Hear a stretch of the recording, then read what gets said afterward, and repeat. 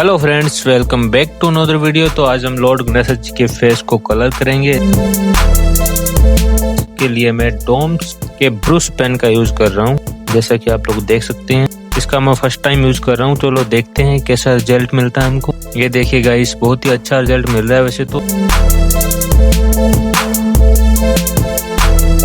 अगर हमारे पास पेज अच्छा नहीं है तो हमको ये नहीं लेना चाहिए। जैसे इसके लिए जो है एक थोड़ा सा मोटा पेज चाहिए हमको, जिससे अच्छी तरीके से कलर हो सके। इसके बाद में डोम्स की कलर पेंसिल का यूज कर रहा हूँ।